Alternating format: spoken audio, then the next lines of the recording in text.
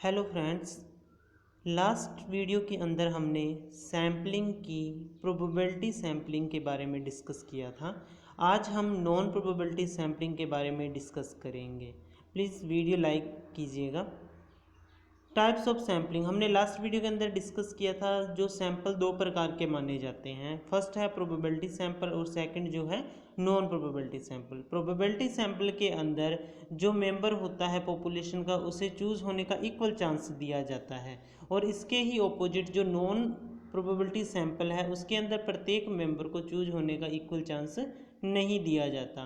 Does not involve random selection, इसके अंदर random selection नहीं होती। And methods are not based on the rational of probability theory, जो method use किए जाते हैं वो रैशनल प्रोबेबिलिटी थ्योरी के अकॉर्डिंग नहीं होते।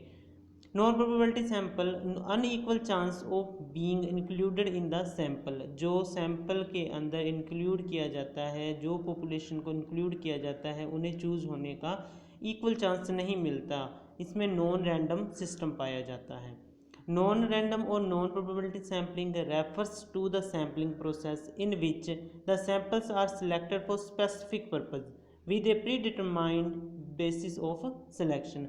जो नॉन रैंडम या हम कहें नॉन प्रोबेबिलिटी जो सैंपल्स है, उसके अंदर वह प्रोसेस होता है जिसके अंदर रिसर्चर ने पहले ही स्पेसिफिक पर्पज़ के लिए, कोई ख़ास पर्पज़ के लिए सैंपल को पहले ही डिटरमाइंड किया होता है, उसने सिलेक्ट किया होता है, या उसने पहले से सोचा होता है भी मैं इस सैंपल को चूज़ करूँगा।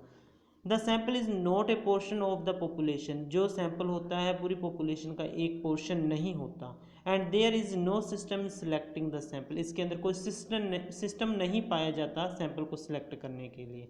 The selection depends upon the situation, इसके अंदर सिचुएशन के अकॉर्डिंग सैंपल को सिलेक्ट किया जाता है। जो रिसर्चर है अपनी फैसिलिटी को ध्यान में रखते हुए, अपनी ईजी वे को ध्यान में रखते हुए यहाँ पर सैंपल को सिलेक्ट करता है। नेक्स्ट है no insurance is given that each item has choose of being included as a sample, और इसके अंदर कोई भी हम कह दें भी ये संभावना नहीं होती कि जितना सैंपल है उसके अंदर जितने भी लोग हैं उनको इक्वल चांस दिया जाएगा सिलेक्ट होने के लिए। नॉन रैंडम जो कह दें या नॉन प्रोबेबिलिटी जो सैम्पलिंग है उसके अंदर नॉन रैंडम सिस्टम पाया जाता है। जो रिसर्चर है वो अपनी फैसिलिटी के अकॉर्डिंग सैंपल को सिलेक्ट करता है। Types of non probability sampling, इसकी चार प्रकार मानी जाती है। जो नॉन प्रोबेबिलिटी सैंपल है वो चार प्रकार की होती है। उसके अंदर फर्स्ट है जजमेंट और परपोजिव और डेलिब्रेट सैम्पलिंग। जो जजमेंट, परपोजिव, डेलिब्रेट सैम्पलिंग सेम है, इनके अलग अलग नाम हैं।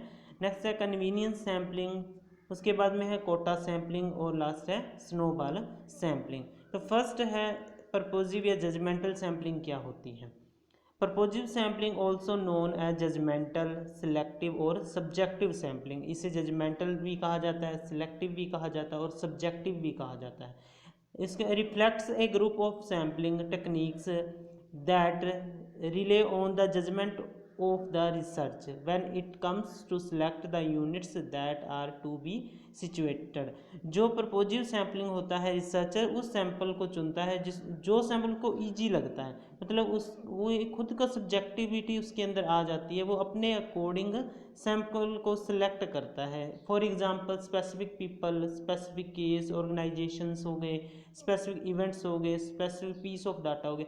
मतलब यहाँ पर रिसर्चर क्या करता है प्रपोजिव सैम्पलिंग के अंदर, वो अपने जो कहती है अपनी मर्जी से जिस प्रॉब्लम के ऊपर वो काम कर रहा है उससे related specific people, specific case हो सकता है, कोई स्पेसिफिक इवेंट हो सकता है, या स्पेसिफिक कोई डाटा हो सकता है, वो अपने अकॉर्डिंग जो उसे इजी लगता है उसे वो सिलेक्ट करता है। मतलब अपने पर्पज़ के लिए सिलेक्ट करता है, अपनी जजमेंट के अकॉर्डिंग सिलेक्ट करता है, उसे क्या कहते हैं प्रपोजिव सैम्पलिंग कहते हैं।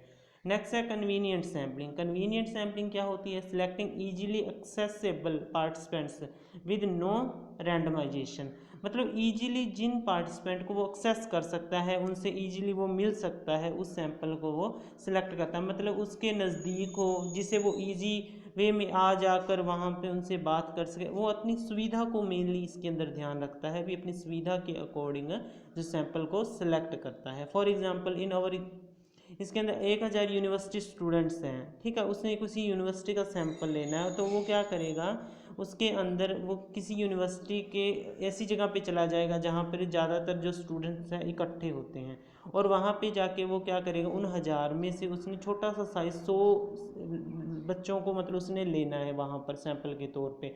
तो वो वहाँ पे जाके कहेगा मुझे भी कोई रिसर्च करनी है, मुझे 100 कैंडिडेट्स चाहिए। तो जो कैंडिडेट्स एग्री कर देंगे भी हाँ हम आप हमसे काम करवा लो या हमसे पूछ लो जो पूछना है, मतलब जो उसे इजी वे में मिल जाएंगे, मतलब वो अपनी सुविधा को ध्यान में रखते हुए यहाँ पर जो सैंपल है उसे सिलेक्ट करेगा, उसे कन्वीनियंट सैंपल कहते हैं, दूसरों को मतलब अपनी बात से मनवा के और उनसे काम निकलवा लेगा। उसके बाद में कोटा सैम्पलिंग। कोटा सैम्पलिंग के अंदर in this method the sample size is determined first and then quota is fixed for various categories of population which is followed while selecting the sample. इसके अंदर क्या होता है, जो रिसर्चर होता है वो जितना पॉपुलेशन है उसमें से सैंपल लेना है, वो पहले कोटा सेलेक्ट कर लेता है भी मैंने इस एरिया से इतने सैंपल को लेना है, इस एरिया से इतने सैंपल को लेना है, उसके अकॉर्डिंग वो वहाँ पर जो डाटा है कलेक्ट करता है। In this method the quota has to be determined in advance, पहले ही एडवांस वो कोटा सिलेक्ट कर लेता है, and intimated to the investigator, investigator को वहाँ पे जाके फिर वो इन्वेस्टिगेट करेगा सैंपल को। The Kota for each segment of the population may be fixed at random और विद स्पेसिफिक बेसिस, वो पहले ही फिक्स कर लेगा रैंडम सिस्टम के अकॉर्डिंग, मैंने मतलब इतने यहाँ से परसेंटेज लेनी है, इतनी यहाँ से परसेंटेज डाटा कलेक्ट करना है, वो पहले से ही कोटा सिलेक्ट किया होता है।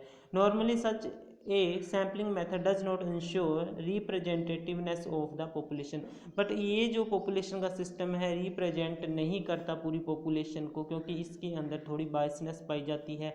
जो रिसर्चर है वो अपनी फैसिलिटीज़ को ध्यान में रखता है। For example suppose we want to select 100 student, हमने 100 स्टूडेंट्स को सिलेक्ट करना है, then we might say that the sample should be according to the quota given below, मतलब कोटा पहले सिलेक्ट कर लिया इसके अंदर, जैसे बॉयज़ का 50% और गर्ल्स का 50% लेना है उसने डाटा। अब इसके अंदर जो 50-50% है उसके अंदर भी वो सिलेक्ट कर लेता है द अमंग द बॉयज़ उसने 20% कॉलेज स्टूडेंट्स लेने हैं, 40% जो उसने दूसरे स्टूडेंट्स लेने हैं, 30% हाई स्कूल के जो स्टूडेंट्स लेने हैं, 10% एलिमेंट्री स्कूल के लेने हैं बच्चे। तो वो क्या करेगा, मतलब कोई भी एलिमेंट्री स्कूल के किसी भी कॉलेज के बच्चे वहाँ से जाके इतने इतने परसेंट बच्चे वो वहाँ से उठा के उन पर स्टडी कर लेगा। तो इसे क्या कहते हैं, कोटा सैम्पलिंग। रिसर्चर पहले ही कोटा यहाँ पर सिलेक्ट कर लेता है। उसके बाद में स्नोबॉल सैम्पलिंग। स्नोबॉल सैम्पलिंग के अंदर क्या था, सिलेक्टिंग पार्टिसिपेंट्स बाय फाइंडिंग 1 और 2 पार्टिसिपेंट। सबसे पहले इसके अंदर क्या, जो रिसर्चर होता है जिस स्टडी को वो कर रहा है उससे रिलेटेड कोई 1-2 पार्टिसिपेंट वो ढूंढ लेता है, और फिर क्या करता है, then asking them to refer you others.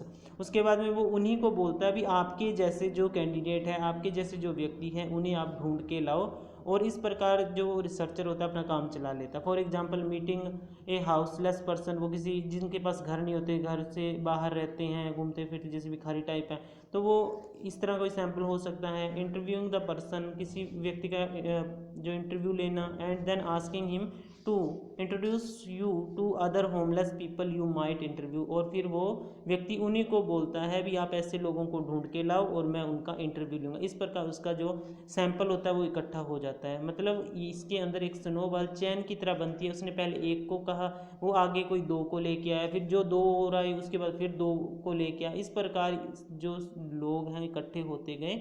यहाँ पर जो रिसर्चर है उसे कहीं जाने की ज़रूरत नहीं पड़ी, उसने उन्हीं से काम चला लिया। तो ये थे नॉन रैंडम सैम्पलिंग की types. Okay, thank you for video watching.